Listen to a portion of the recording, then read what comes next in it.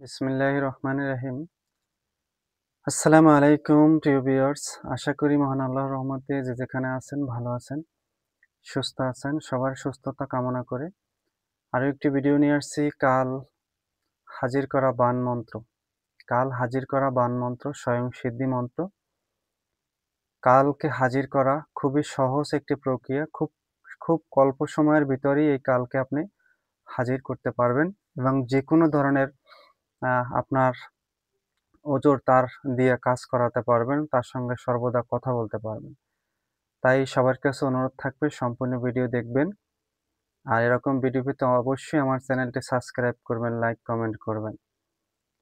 প্রথমে স্ক্রিনে মন্ত্রটা এবং নকশাটা দেখেন। এই হলো মন্ত্র এবং নকশা। নিয়মটা খুবই সহজ, এত সুন্দর নিয়ম। আমি মনে করি দেবতাকে হাজির করার জন্য এত সুন্দর নিয়ম আর কখনো আগে পাইনি। এত সুন্দর নিয়মটা আজকের। নিয়মটা হলো আপনি নিরামিষ খেতে হবে। ভালো করে নিয়মটা শুনে নেবেন। নিরামিষ খেতে হবে ৭ দিন। আপনার আলাদা একটা কক্ষ ঘর নিতে হবে। যে ঘরে কোনো মেয়ে ছেলে ঢুকবে না। ২ টি আসন সাজাবেন। একটা আসনে আপনি বসবেন আর আপনার পাশাপাশি আরেকটা আসন সাজাবেন। আপনি কুশের আসনও সাজাতে পারেন, কম্বলের আসনও সাজাতে পারেন। আপনি ঠিক যে আসনে বসে থাকবেন, মনে করেন আপনি কুশের আসনে বসলেন, সাইডে একটা কুশের আসন পাততে হবে। ২ টা আসন সাজাবেন। ২ টা আসনে ২ টা ঘিয়ের প্রদীপ, ধূপকাঠি ধরাবেন। তারপরে যেকোনো শনি মঙ্গলবার দিন শুরু করতে পারেন। এতে কোনো দিনক্ষণ সেরকম নেই। অবশ্যই নিজেকে একটু সহিশুদ্ধভাবে করে নেবেন। তারপরে এই মন্ত্র আপনি ১০৮ বার জপ করবেন। এর বেশিও করতে পারেন, তবে কম সংখ্যা হলো ১০৮ বার রুদ্রাক্ষের মালা দিয়ে ১০৮ দানা রুদ্রাক্ষর মালা দিয়ে জপ করবেন, অথবা তবজির দানা দিয়েও জপ করতে পারেন। তবে রুদ্রাক্ষর মালাটা হলো অ্যান্টিবায়োটিক মতো। রুদ্রাক্ষর মালা দিয়ে জপ করলে খুব কম সময়ের ভিতরে আপনার কার্যটা সফল হয়ে যায়। আমি নিয়মটা আবার বলছি, যেকোনো শনি মঙ্গলবার দিন এই কাল হাজির করা বান মন্ত্র, এই ১ সপ্তাহ সাধনাটা আপনি শুরু করতে পারেন।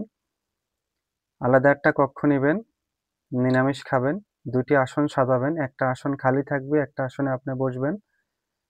বসে ২ টা ধূপকাঠি ২ আসনে ধরাবেন, ঘিয়ের প্রদীপ ধরাবেন এবং প্রতিদিন রাত্রিবেলা আপনি একমালা করে এই মন্ত্রটা জপ করবেন। আর এই নকশাটা আপনি ভোজপাত্রে মেশকো জাফরান কালি দিয়ে গোলাপ জলের পানি দিয়ে গুলিয়ে ডান হাতে বেঁধে তারপরে সাধনাটা, এই মন্ত্রটা জপ করতে হবে। আর এটা এই দেবতাকে আপনি যখন ডাকবেন, যখন আপনার কাছে হাজির হবে ১ সপ্তাহ, অনেক সময় ৩ দিনে হাজির হয়, ২ দিনে হয়, অনেক সময় ৫ দিনে হয়, তবে লাস্ট হলো ৭ দিন। হাজির হলে সরাসরি আপনি তার সঙ্গে কথা বলতে পারবেন এবং কথা বলে যেকোনো সমস্যা আপনি আপনি তার কাছ থেকে জেনে নিতে পারবেন। যখন তাকে ডাকবেন তখনই তাকে পাবেন। এরকম আপনার ৩ টা শর্ত আপনি নিয়ে চেয়ে নিবেন। যেরকম আমি যখন খুশি তখন আপনাকে যেন ডেকে পাই।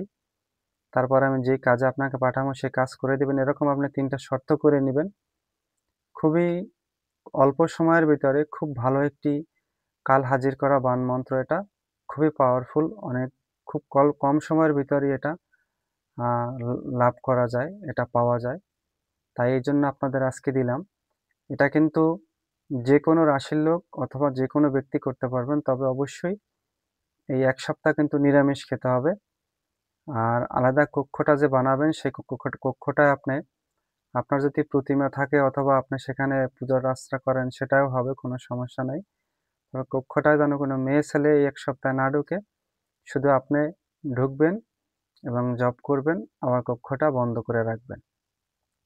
খুব কম সময়ের ভিতরে আপনার এই কাল হাজির করা, কাল চলে আসবে এবং তার কাছ থেকে আপনি ৩ টা বরদান চেয়ে নিবেন এবং তারপরে আপনি যেকোনো ধরনের রোগী বলেন, যেকোনো ধরনের কঠিন কাজ বলেন, বশীকরণ বলেন, বিচ্ছেদ বলেন, গুপ্তধনের কাজ বলেন, যেকোনো ধরনের কাজ এই দেবতা দিয়ে আপনি করাতে পারবেন খুব সহজে এবং সারা জীবনের জন্য আপনার ত্রিনয়ন খোলা থাকবে। খুলিয়ে দিয়ে যাবে উনি।